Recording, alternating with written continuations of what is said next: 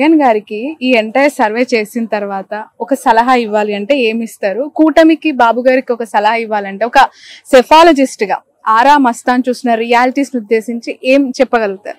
జగన్మోహన్ రెడ్డి గారు పాటిస్తున్నటువంటి social engineering పాటించమని Chandrababu Naidu గారికి చెప్తాను. చంద్రబాబు నాయుడు గారు ఏదైతే డెవలప్మెంట్ మోడల్ చూపిస్తున్నారో దాన్ని ఫాలో కమ్మని జగన్మోహన్ రెడ్డి గారికి చెప్తాను. ఇక్కడ క్రాస్ అడ్వైజ్ ఇస్తున్నారు మీరు ఇద్దరు. It's fact. ఓకే, వాళ్ళు ఇది చేస్తే ఈయన ఇది చేస్తే ఖచ్చితంగా సక్సెస్ అవుతారు. పోటాపటికి ఈ రాష్ట్ర ప్రయోజనాలు దెబ్బతినకుండా బాగుపడతాయి. ఓకే, కుప్పంలో ఓడగొడతామని వైసీపీ చెప్తోంది, మీరేమో గెలుస్తున్నారన్నారు. మంగళగిరిలో లోకేష్ కి, పిఠాపురంలో పవన్ కి, బాలయ్యకి రకరకాల వార్తలండి. మీరేమో క్లియర్ గా వాళ్ళందరూ గెలిచేస్తున్నారు. నిజంగా అంత క్లియర్ కట్ గా ఉందా మ్యాండేట్ అక్కడ? క్లియర్ గా గెలుస్తున్నారు. బాబు గారి గురించి అక్కడ పర్సెంటేజ్ ఏం లేదు.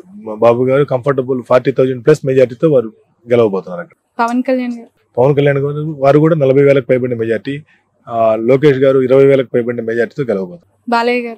బాలయ్య గారు 20,000 ఉంటుంది, 18-20,000 ఉంటుంది. అంటే బాలయ్య గారి విషయంలో ఎస్పెషల్లీ బీసీ కమ్యూనిటీకి టికెట్ ఇవ్వటము, ఫీమేల్ ఫ్యాక్టర్ ఇవన్నీ ఉన్నాయి కదా. అంటే ఎంత ఉన్నా కూడా అక్కడ మొదటి నుండి తెలుగుదేశం పార్టీకి స్ట్రాంగ్ హోల్డ్ ఉంది. అక్కడ ఉన్నటువంటి అందరూ కూడా ఎన్టీ రామారావు గారిని విపరీతంగా అభిమానిస్తారు, ఆరాధిస్తారు.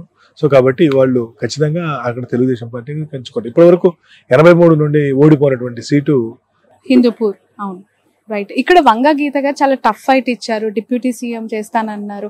అవి ఏమీ కన్సిడరబుల్ కాలేదా గ్రౌండ్ లో? ఒకటి కమ్యూనిటీ సుమారు 1,00,000 ఓట్లు ఉన్నటువంటి కాపు కమ్యూనిటీ ఈసారి పవన్ కళ్యాణ్ గారు ఓడిపోతే కమ్యూనిటీ పరువు పోతుంది అనేటువంటి ఒక ధోరణిలోకి వెళ్ళిపోయారు. కాబట్టి ఈ రోజు చాలా తేలికగా ఆయన గెలవబోతున్నారు. Okay, right. Thank you so much Ara Mastan గారు, మీ వాల్యుబుల్ టైం ని మాకు అందించినందుకు. ఫైనల్లీ ఈ సర్వే గురించి ఏదైనా మెసేజ్ ఇవ్వాలనుకుంటున్నారా మీ సంస్థ తరపున? ఖచ్చితంగా జూన్ 4వ తేదీ మా ఫలితాలే నిజంగా అవతా ఉన్నాయి. జూన్ 5వ తేదీ తిరిగి మీ అందరి ముందుకు ఈ విషయంతో మళ్ళీ వస్తాను. ధన్యవాదాలు. Thank you so much. ఈ పెరిగిన ఓటు పర్సంటేజ్ లో మెజారిటీ ఆఫ్ ద ఓటు మీరు ఫీమేల్ ఫ్యాక్టర్ కి ఇస్తున్నారు. దాదాపు పురుషుల కంటే ఎక్కువగా మహిళలు వేశారు అని చెప్పి జగన్ గారి నమ్మకం, నమ్మిన సిద్ధాంతం కూడా మహిళలు, నా అక్క చెల్లెలు, నా అవ్వ తాతలని మాత్రమే ఆయన మాట్లాడుతూ ఉంటారు. ఎందుకు మహిళలు ఎక్కువగా జగన్ గారికి, ఆ ప్రభుత్వానికి అట్రాక్ట్ అయ్యారు?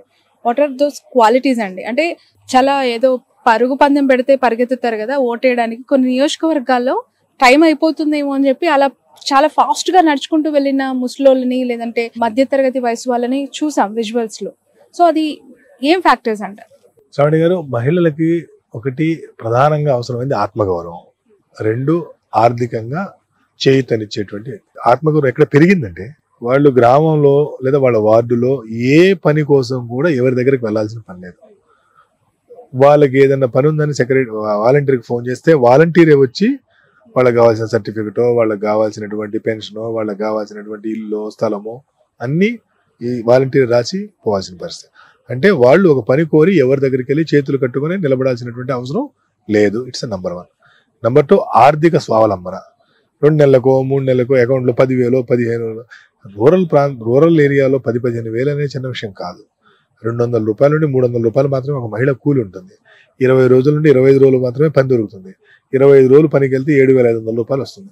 20 రోజులు పని దొరికితే 6,000 రూపాయలు వస్తుంది. అటువంటి మహిళ అకౌంట్లో 2 నెలలకో 3 నెలలకో ఏదో ఒక పథకం పేరుతో 60,000, 80,000, 1,00,000 రూపాయలు దొరకడం అనేది చిన్న విషయం కాదు. సో కాబట్టి ఖచ్చితంగా ఇది మహిళల ఆర్థిక స్వావలంబన, ఆత్మగౌరవాన్ని.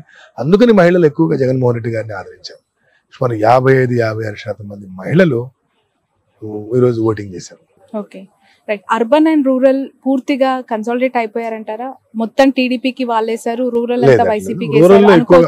రూరల్లో ఎక్కువగా వైఎస్ఆర్సీపీకి ఓటింగ్ జరిగింది. అర్బన్ లో పోలింగ్ పర్సంటేజ్ తక్కువ.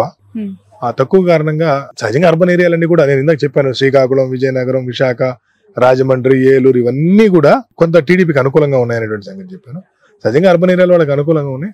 అంతకు మించి అక్కడ మీరు చూస్తే సాలిడ్ గా 74% పోలింగ్, రూరల్ ఏరియాలో 92% జరిగింది. కాబట్టి ఈ పెరిగినటువంటి ఈ రూరల్ ఓటింగ్, అందులో ముఖ్యంగా ఈ ఎస్సీ ఎస్టీ కాలనీలో పెరిగిన ఓటింగ్ అంతా కూడా వైఎస్ఆర్సీపీకి అనుకూలంగా పడిందని చెప్పడంలో ఎటువంటి సందేహం లేదు. Majority of the negative points లో రాజధాని అంశం ఒకటి అని చెప్పి మస్తాన్ గారు ఇందాక ముందు ప్రెస్ మీట్ లో చెప్పారు. తీసేయాలనుకున్న గుంటూరు, అమరావతిలో పెట్టాలనుకున్న వైజాగ్ లో acceptance. This is very sad truth. దీనిపైన మీ విశ్లేషణ ఏంటి? అంటే రాజధాని పోతుంది కాబట్టి తమ భూముల యొక్క విలువలు పడిపోతున్నాయి అనేటువంటి ఉద్దేశంతో గుంటూరు పార్లమెంట్ అంతా కూడా అధికార పార్టీకి వ్యతిరేకంగా ఓటేశారు. విశాఖపట్నంలో మేము ప్రశాంతంగా ఉంటున్నాం, ఇక్కడికి వచ్చి మీరంతా రాజధాని, రాజులు, రాజ్యాలు, ఇక్కడికి వచ్చి ఎమ్మెల్యేలు ఈ గోలంతా ఉంటే మేము ప్రశాంతత పోయిద్దని చెప్పి వాళ్ళు వ్యతిరేకంగా ఓటు వేశారు. అందుకనే విశాఖపట్నం పార్లమెంటు, గుంటూరు పార్లమెంట్లో 1-2కి మించి వైసీపీకి వచ్చే అవకాశం లేదు. ఇక ఇది జగన్మోహన్ రెడ్డి గారికి ఇది తెలుసు, ఈ ఖచ్చితంగా అక్కడ ప్రతిబంధకం ఉంటుందని తెలుసు, ఇక్కడ వ్యతిరేకత ఉంటుందని కూడా తెలిసి కూడా ఆయన ఆ ధైర్యం చేశారు. వై నాట్ 175 అని చెప్పి వైసీపీ జగన్మోహన్ రెడ్డి పదే అన్న సందర్భం మనం చూస్తున్నాం. మీరేమో ఇక్కడ 90 to 100 చేంజ్, మీరు 94 to 104. అంటే ఒకటి లక్ష్యం పెట్టుకోవడం తప్పులేదు, కానీ లక్ష్యం పెట్టుకున్నట్టుగా ఎదురు 3 పార్టీలు కలిసినాయి కదా. ఇతను లక్ష్యం పెద్దగా ఉంది కాబట్టి అవతల 3 పార్టీలు కలిసినప్పుడు సో వాళ్ళకు కూడా కన్సాలిడేటెడ్ ఓటు బ్యాంక్ ఉంటుంది కదా. సో ఆ ఓటు బ్యాంక్ అనేటువంటిది అంత ఓటు బ్యాంక్ 46-47% ఉన్నప్పుడు 175 అనేది సాధ్యం కాదు. సరే లక్ష్యం పెట్టుకోవడం దాన్ని ఎవరు తప్పు పట్టాల్సిన పని లేదు. రైట్. బీజేపీతో పదే పొత్తు పెట్టుకోవడం వల్ల నెగిటివ్ అయింది, లేదంటే డైరెక్ట్ గా అధికారంలోకి వచ్చే స్థాయి టీడీపీకి ఉంది అని మాట్లాడే వాళ్ళకి నిజమేనా? లేదు శ్రావణి గారు, ఇది బీజేపీని బదనాం చేయడానికి ఏదో వాడేటువంటి విషయమే గానీ బీజేపీతో కలిస్తే పూర్తిగా నష్టపోతామని కనుక చంద్రబాబు గారికి తెలిస్తే బీజేపీతో ఎందుకు పొత్తు పెట్టుకుంటారు? కొన్ని అవసరాలు ఉన్నాయన్నారు కదా. ఎగ్జాక్ట్లీ అదే చెప్తున్నా. ఆ అవసరాలు బీజేపీతో ఏదైనా నష్టం జరిగితే అంతకంటే ప్రయోజనాలు ఎక్కువ ఉన్నాయి కాబట్టి పెట్టుకున్నారు. సింపుల్. Okay right. జనసేన ఏ విధంగా పుంజుకుందంటారు? మీ అనాలిసిస్ ఏంటి? ఎందుకు అంటే జనసేన 14-15 మంది శాసనసభ్యులు అసెంబ్లీకి వెళ్ళబోతున్నారు కదా, వాళ్ళకి మేలే కదా ఇది. కాకపోతే 10 ఏళ్ల తర్వాత కూడా ఇంకా 10-15 సీట్ల గురించి ఆలోచించాల్సి రావడం కొంచెం బాధాకరం జనసేన విషయంలో. సో జనసేనకి ఇప్పటి వరకు ఒక సింబల్ కూడా అంటే సాలిడ్ గా లేకపోవడం అనేటువంటిది వాళ్ళకి మైనస్. వాళ్ళు చాలా ఆందోళన పడ్డారు గాజు గ్లాస్ విషయంలో. అంటే జనసేన ఇక నుండి అయినా వాళ్ళు సంస్థాగత నిర్మాణం చేసుకుంటారని అనుకుంటున్నాను నేను, ఎందుకంటే 15 అసెంబ్లీలు వస్తున్నాయి కాబట్టి. ఇక్కడ ఒక క్వశ్చన్ నేను మిమ్మల్ని అడగాలి. జనసేన పార్టీ కాపు సామాజిక వర్గం ఫ్యాక్టర్లు ఓన్లీ వాళ్ళే పవన్ కళ్యాణ్ కి అట్రాక్ట్ అవుతున్నారా, యూత్ అట్రాక్ట్ అవుతున్నారు, లేదు మిగతా సామాజిక వర్గాలను కూడా అట్రాక్ట్ చేసేలాగా పవన్ కళ్యాణ్ కి గ్రౌండ్ లో ఉందా? అంటే ఒకటండి, పవన్ కళ్యాణ్ ప్రధానమైనటువంటి ఓటు బ్యాంకు కాపు ఓటు బ్యాంకు, తర్వాత యూత్. సరే ఆ యూత్ లో ఏ వయసు వాళ్ళు ఓటు హక్కు ఉన్నవాళ్ళ లేరా అంటే అది ఒక పెద్ద చర్చ. కానీ పవన్ కళ్యాణ్ గారిని ఎక్కువ మంది లైక్ చేస్తుంది మాత్రం రాజకీయంగా కాపు కమ్యూనిటీ. సినిమా పరంగా అందరు లైక్ చేస్తారు, irrespective of the caste, religion, అందరు అన్నిట్లో ఆయన అభిమానులు ఉంటారు. కానీ బట్ ఖచ్చితంగా ఈ ఎన్నికల తర్వాత ఆయన సంస్థాగత నిర్మాణం కొంత చేసుకుంటారని మాత్రం నేను ఆశిస్తున్నాను. చాలా సర్వే సంస్థలు కూటమికి అనుకూలంగా ఇచ్చాయి. ఆరా మస్తాన్ గారు వైసీపీ అధికారంలోకి వచ్చే అవకాశం ఉందని ఇచ్చాయి. అంటే చాలా ఏం కాదు, అనేక సంస్థలు వైసీపీ కూడా వచ్చాయి. బట్ నేను firmly definitely YCP will form the government అని నేను నా సర్వే ద్వారా అదే నిరూపితమైంది, అదే ఇస్తున్నాను. నమ్మొచ్చా వైసీపీ దీన్ని బ్లైండ్ గా నమ్మొచ్చు? ఖచ్చితంగా నమ్మొచ్చు. తప్పదు, ఎట్టి పరిస్థితుల్లో అవకాశం లేదు తప్పడానికి. తప్పితే ఎట్టి పరిస్థితులు తప్పిన తర్వాత అసలు మీరు వెళ్ళి ఇంటర్వ్యూ కూడా అడగరా?